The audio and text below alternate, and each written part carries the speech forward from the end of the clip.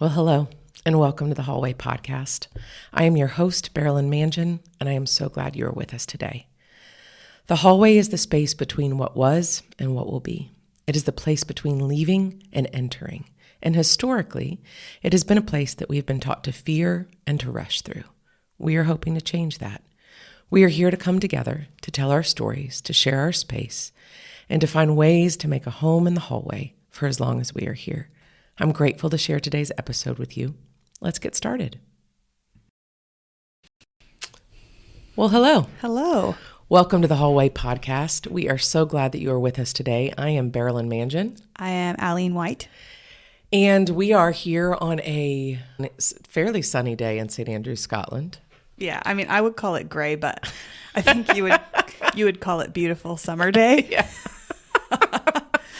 I think, well, I don't know. I'm from Florida. You're from California. All right. Uh-huh. I just think you've acclimated a little better than I have, to be honest. It's the Scottish way. It's good. It is. Yeah. Bagpipes, kilts, and denial about the weather. Yeah, that's right. I'm here for all of it.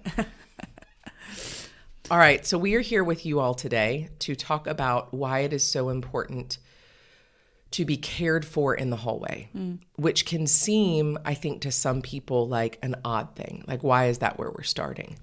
But for me, in my own personal work, the work I do with clients, and kind of the research I've done over the last 20 years. I know, I'm getting so old. Say it with a shudder. I know, we did both shudder a little bit. It's the place where I think starting is so important. Because without it, you don't have the foundation upon which everything else can rest. And so a lot of the other things you do to navigate the hallway, to be in the hallway, to understand the hallway, it's like it almost doesn't have somewhere to hold. Yeah. And so we wanted to talk about that first. And before we get into the what I call the components of care, we wanted to talk a little bit about being cared for in general. Yeah. Yeah. One of the things you said when we were talking earlier, I had made the joke about, it's kind of like putting your own oxygen mask on. Yeah. Your favorite term. Hate it. Tell me about that. Tell me why you hate it. Yeah. I think that at this point, I have to hold back, an eye roll and like a the flip and the bird, at least just behind my back, not in front of their face, It's just because I think that it's really easy to say, hey, make sure you put your own oxygen mask on first. The plane's going down. Right. You're like, yes, of course. But of course. And I think when the plane's going down, you're like screaming out, grappling for something to hold on to. And, obviously you're thinking in survival mode about the people around you. And it is such a important concept as well. But for me, my experience has been growing up and just kind of how I've been trained that putting on your own oxygen mask is a bit of a luxury. It's a self-care. And sometimes self-care can be a term that does present, a bit of like, luxury, let me make some rose petals in a bath for myself, self-care. Right. Which, hey, great. But if we only just jump to the luxury part of it, for me, I tend to neglect all of it. I just put it all in one lump sum. Right. And I say caring for myself is a luxury that I don't have right now, and that's how I have, really my nervous system, my limbic system has been trained pretty much all my life, because I've had to do so much managing of environment and people and all of that's my survival rather than myself, tending to myself. So you're basically talking about the roots of like your own trauma. That's right. And how that has said like, it is a luxury to put on your mask first. Yeah. And when people say it to you, you're like, sure, buddy. Yeah. Thanks so much. That was helpful. Right. One of the things that I have a writer that I love a lot named Sarah Bessey. And one of the things she, I think in her book, Miracles and Other Reasonable Things, talks about is one of her friends said, beware of self-comfort instead of self-care. Right. And that's not the direct quote, but that's kind of the gist. And I think that's such a beautiful way of putting it, because self-care is really about tending to yourself the way that a very kind parent would care for a child that they adore more than anything. Yes. And self-comfort is about numbing. Yes. And so I think that's a really good piece you brought up at the beginning to say, like, what we're talking about is self-care. Yes. Now, do you and I in our humanness also self-comfort? Yes. Hails to the yes. We are also human. Welcome. So I think starting with, okay, so what do we know about self-care? Why are we starting here? And then we're going to have a couple of episodes where we break the foundational ones down and allow people, you all, our listeners, to start there with, okay, I'm in the hallway. What do I do first? Absolutely. Yeah. So could we back up from there? And Berilyn, could you tell us all of your 20 years of experience, just distill that down into a few minutes for us? Yes, I would love to. That sounds easy.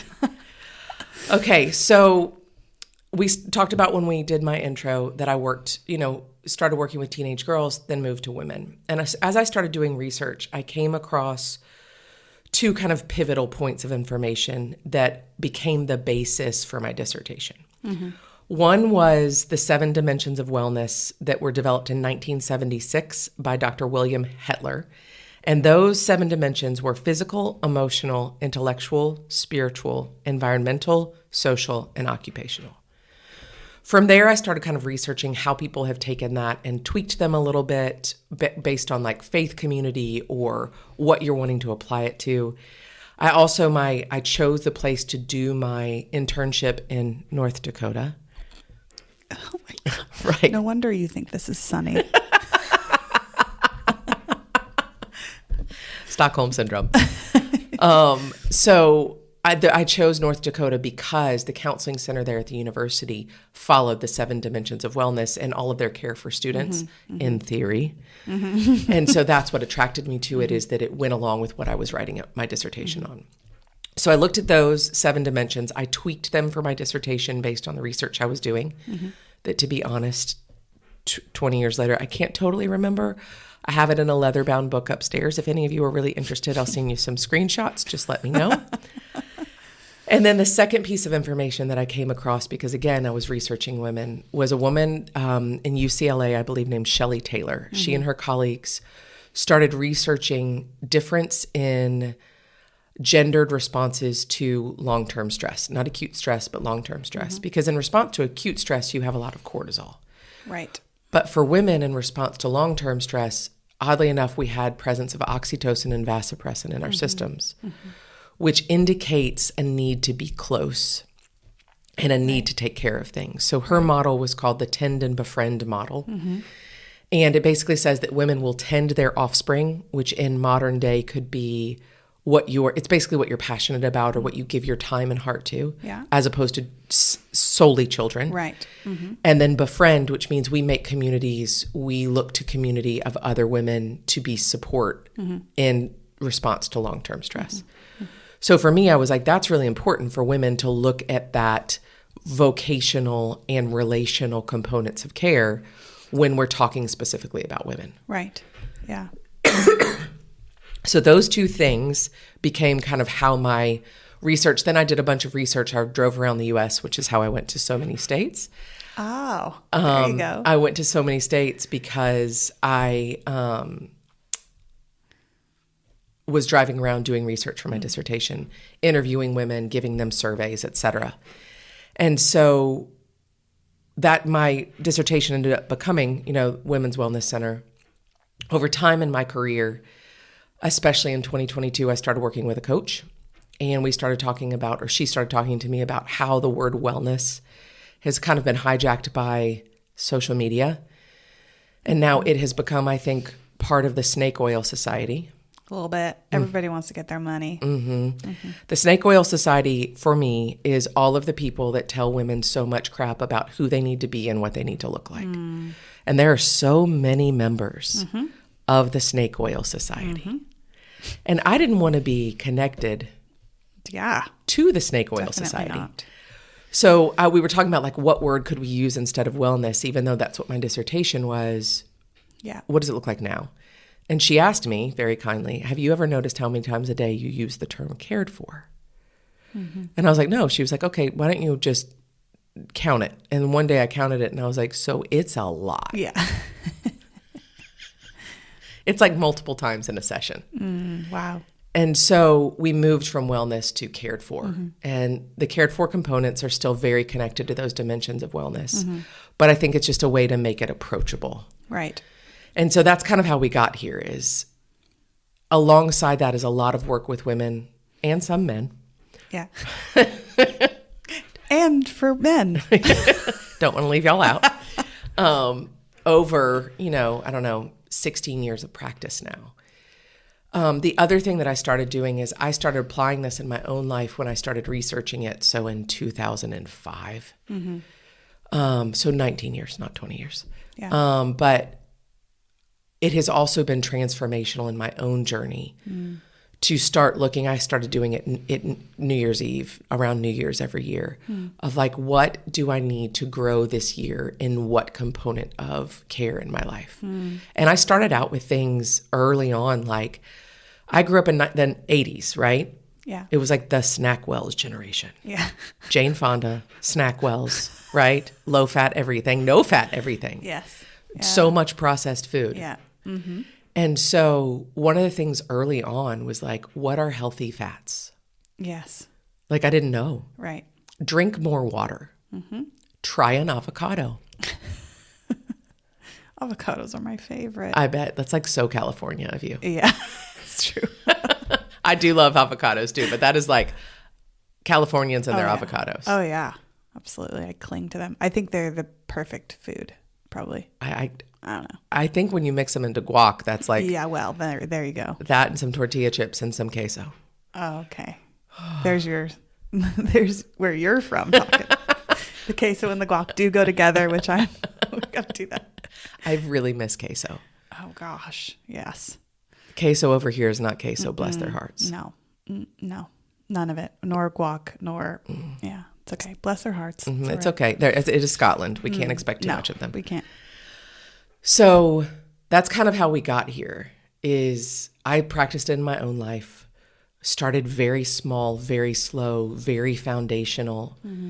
And even things like figuring out like what I liked for movement. So all this stuff we'll talk about along the way, like what kind of got us to where we are now. Yeah. But being cared for, those components are the foundation of anything else that you do in your world. Yeah. Absolutely. They absolutely are. Am I missing anything that we need to add? No, I don't think so. I think that probably just in my experience, maybe to tack on to the end of what I shared earlier, it's been what I perceived as a luxury has probably in the past 10 years for me really thinking about when, my body started kind of going off with autoimmune things and screaming out to me, like, take care of me, realizing that was actually connected to nervous system and, mental health and things like this. Realizing that is worth the fight. And it's the key, I think, to just thriving, to being, and that so much grows out of that foundation. As you're talking about, that really nothing comes from it unless that foundation is laid. And I just fully agree. I think when you talk about anything else, it must be something that you fight for primarily. Yeah. So. And I think for me, it's become, it's like you don't realize how far you've come until you stop. And so for me, sometimes I forget that this is hard for people to start. Yeah. Because I've been practicing it for so long. Yeah. And so I think it's such a good thing for you to note to others that are listening. Like if this feels to you like a luxury, if this feels to you a little bit like, sure, put your own mask on first, buddo. Right. That as much as it may sound like a luxury, a can't do, a where do I even start? Yeah. That's why we're here. Right. We want to help you start in little ways to do those things. Yeah. One of the things I talk about with my clients sometime, if you want to kind of assess like where you are, is how often do you pee throughout the day? Oh, it's such a good measuring rod. Yes, that's such a good measurement. Because oftentimes, if you're very disconnected from caring for yourself, you don't pee a lot throughout the day. Yeah. Or even I would add, you just have, you realize that you haven't peed and you're in this emergency, such sudden situation, which I have found myself in quite a few times. Sure. Suddenly I'm like, I didn't even clock the fact that I have had to pee for hours. And now I'm going to wet myself if I don't find something now, and so even that is just being disconnected with your own self in such a deep way. And so it's a great measurement. I agree. Yeah. Because it's just like you're talking about, it's showing how disconnected we are from our own bodies. Yeah. And also typically showing how little water we're drinking. Yes, absolutely. And so it's just a way to go like, where am I on that? And then you start asking questions about like, how many times a day do you eat? Right. A lot of my clients, especially when they're like in acute stress or long-term stress, they'll be like, I start eating around 2. Right. Now, we're not going to get into intermittent fasting and all that. That's a different, but for people that are in like stressors. Yeah. High cortisol. That's not good. They are waking up stressed and not noticing that their body is telling them when they're hungry. Yeah. Not when they need to relieve themselves, not when they're hungry. And it's just noticing for your body, like, hey, we're not on the same team. That's right. And when the concept of it's a luxury to care for yourself, when it goes so deep as to say it would be a luxury for me to think about when I need to pee, then like that does not add up, but we get there so quickly and it's all connected. And I think you're noting how much of this is the basis of this is laid in childhood. Absolutely. Yeah. And so looking at your own story and going, what was I taught about caring for myself? Right. How did my primary caregivers care for themselves? That is a lot of the story. Yeah.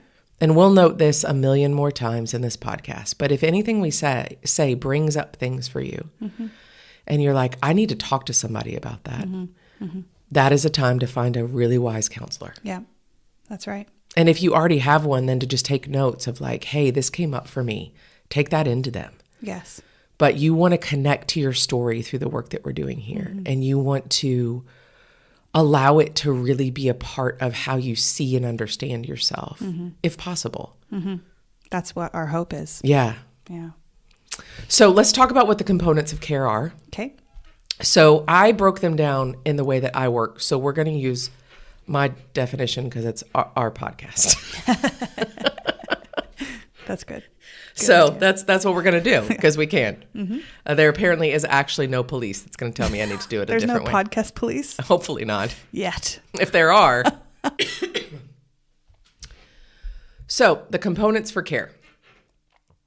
I have separated them out, and the first one is actually 2 together. So mental and physical care. The reason I've put them together is mental care, in my definition, refers to your precious brain and all of your neurotransmitters and your nervous system. And then physical, we're looking at like nervous system and bones, muscles, cells, microbiome. Yeah. All of the things mentally and physically that are a part of your form, your precious form. That's what mental and physical care is. So your actual physical brain, nervous system, and your body.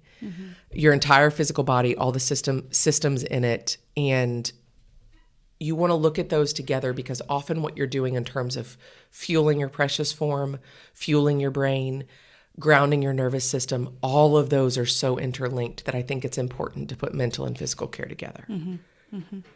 Yeah. Absolutely. So the next one is emotional care. And this refers to how you are caring for your feelings, your thoughts, what I call gratitude and grieving, which we'll get into, boundaries, and how you're living on your side of the street. So it's kind of like your emotional, overall, holistic care. That's right. Yeah. And I think anyone in this world that's done work or is a therapist or a psychologist or a coach has a different way of speaking about this. Yes. And we're just going to speak about it in the way that works for us. Yeah. Yeah. And it's a wonderful world of where there's a lot emerging in emotional intelligence, and people have words and language for this stuff now more than ever before. And there's also just an acceptance for it. And it's also a time when it's a bit of the Wild West and people put their own little definitions on these things, or, they define them differently and stuff. So just worth kind of noting the times. Yeah, I agree with that. Yeah. So the next one is relational care. And this is kind of how you're doing in your relationships. That can look at conflict, communication, co-regulation, just how you are operating in your relationships with people close to you and with like people at the grocery store. The next one is spiritual care. This is going to be different for everyone. And again, we're going to note in each episode where we talk about our faith that will be a part of that conversation. So for us, spiritual care looks at our connection to ourself and our relationship with God. For other people, it could be whatever faith you are in, how you're connected to that. Yeah. And for some, this could also be like how you serve and give to the world around you. Yeah. So they're all those kind of components in together. Yeah. The acknowledgement of things that are bigger than you. Be it, society, the world, be it spiritual entities, wherever you are. Vocational care is the next one, which would, I think in the 7 dimensions of wellness, is occupational. I use the term vocational because I think it encompasses passion and heart and a way in which who you are meets a need in the world. I love that. So it's basically like how and why you give your time, talents, and giftings in a professional way. And that's not always paid work. Right. So we'll talk about that too. Yeah. The next one is environmental care. And this looks at the spaces that you inhabit. And that can be your car, your home, your office, things like that. Yeah. And that one's fascinating to me. I can't wait to talk about that then. Yeah. And then the other ones are the care of rest and solitude and the care of fun and adventure, which is, so for us, the ones that we're going to talk about as foundational in terms of the hallway are mental and physical, emotional, relational, spiritual. Yes. We probably will not get to in this season of the podcast, vocational, environmental, rest and solitude, and fun and adventure, because they really are ones that are for when you have a bit more margin. That's right. And we're not expecting that in the hallway. Right. Except that we will talk with you about how dreaming has happened. Right. So we'll touch on it in ways. Yes. But for this beginning to the podcast, we're going to talk about foundational components. Yes. And how they kind of work together. Right. To support the individual as they are navigating what can really be the difficulty of the hallway. Yeah. Yes. And how it's helped us. Oh, absolutely. I looked at a picture yesterday of me right after COVID. Or, well, not right after COVID because COVID still exists, but right after lockdowns had finished. And right after my dad passed. And just, I looked at a picture of myself. I'll show it to you when we get off. And my face now, it's kind of shocking. Really? Just you could see the stress. You were wearing it. I look about, so I'm 46. I look about 55 in the first photo. Wow. Yeah. Like it just I look old. I look tired. I look just kind of like haggard. Oh yeah. I have had those feelings many times where you just look in the mirror and you're like, all right, Aline, this is your first clue that you need to pay attention to you because This is the first time you even looked in the mirror. You know what I mean? It's like, this is your face on stress. Right. Yeah. Notice what you look like right now. Yeah. And not in a vanity way. We're not talking about looks and what the snake oil society has told us culturally we need to attend to to be what we're supposed to be. Right. I was going to bring that up because it is such a great nuance to talk about. And I think that for women, that's something that you have to hold on the table of all of the other things that we all hold. Right. Of how do you, for me, it's like, okay, well, self-care is a bit of a luxury and kind of, navigating that whole chestnut. And then also, how much do I really, the wellness industry and all of this and like snake oil society. Right. And how much do I feed into my worth being how I look and my appearance when actually my worth, your worth, our worth as women is just worthy of caring for. Like, I don't look at my child or something that I'm tending to and say, are you worth it today? Yeah. Or I'll care for you so that you look good. Yeah. You know what I mean? I go, you need to be nourished and I love you, You seem tired. Yeah. Why don't we go lay down and take a nap? Yeah, that's right. Yeah. It's so good a thing that you brought up. I'm going to go back to two things. One is worth. So let us be clear from the beginning of this podcast. You have, whoever you are listening, me, you, Aline, everyone else, innate, immeasurable worth that does not change from the time that you are born until the time you die. What you do with that worth is your choice. That's right. But your worth doesn't change. Say it for me right now. So you have innate, immeasurable worth that is the same from the moment you took your first breath until the moment you take your last breath. That's right. It does not change. Yeah. And so that truth is why being cared for is so important. That's right. Because it is a way that we remind ourselves of the truth of our worth so that we can be all that we've been created to be, reflect that into a world that needs it. Yeah. Yeah. And so your choices matter. Yes, absolutely. So the other thing I will say when we're talking about cultural definitions of attractiveness, which change like a moving target and are all total BS. Just fashion. That's it. Yeah. When I say I didn't look good, I want to be very clear about what that means. Yeah. I looked gray. My eyes looked sunken. I looked kind of sickly. So the looking older is because I just looked sick. Yeah. My hair looked kind of just flat and dead. Like my body just had it. Yeah. I had it. You were probably not drinking a lot of water and you were probably not peeing. Well, the thing is that I was. Okay. Because I've been practicing this for so long. So I think that's part of it is there are times when we're doing all the things and our precious bodies are still being asked to respond to more than they are capable of responding to. That's a very good point. And so what you're looking at now is that I did keep up with all my supplements, all my movement. I think that probably how I was fueling my body in COVID was not as it is now. So that's probably part of it. Yeah. But my body and my face, what you were looking at was grief, stress, and moving in the middle of a global pandemic. And looking at me now is I've settled. My body is back to her practices that care for her well. I'm sleeping more. It's not fitful. I'm not having as many bad dreams. So I do think it's important to note, like, that's why being cared for is so important, is because it is in those seasons, even when we don't know it, our cells are still absorbing that stuff because they're needing it so badly. Yeah, absolutely. So what we're going to talk about in the next episode is mental and physical care. And then we'll have another episode where we talk about emotional, relational, and a little bit about spiritual care. Yes. So that's what we're going to do when we join you next. We hope you enjoyed today's episode. Yeah.